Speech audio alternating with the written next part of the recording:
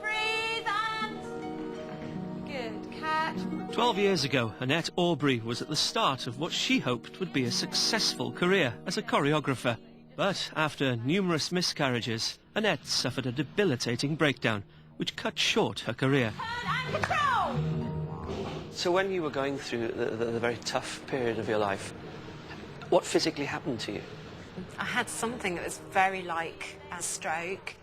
I felt a real pain in my head, and then the very next day I lost all the hair from the area that deals with your walking and talking, and I just went partially bald there, and then I did lose the ability to walk and talk properly for about 2 years, and I found that ever since then I do have to really manage my body very, very carefully.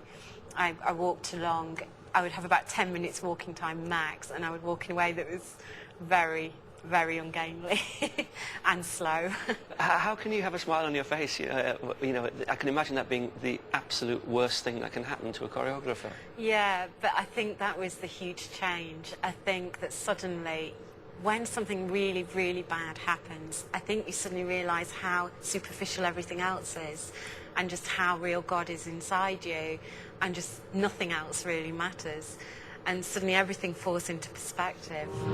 Like a little baby, tight, vulnerable. Annette now sees her choreography as an expression of her faith and inspired by God. I believe he's our creator God, and we are his created beings, and so therefore what we do when we're creating is being as close to him as you possibly can be, and I just think he's the ultimate creator, so therefore all creation comes from him. So I always pray. I've taught my dancers lying horizontal, and you know, it's been, you know, very difficult to get through a show sometimes, but I'll do it because, you know, there's a determination there, and I won't give up. Do you think you'd have got through any of this without God? No, never.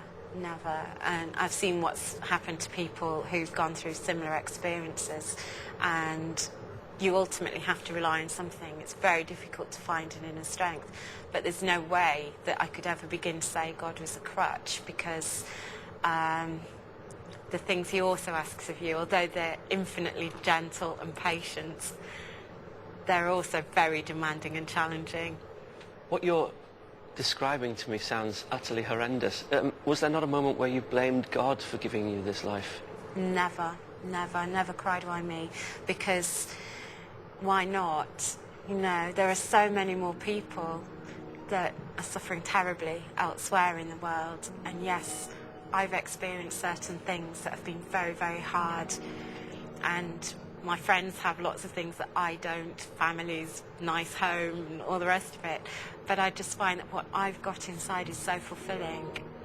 The evidence comes following the step of faith, and I've just seen so much evidence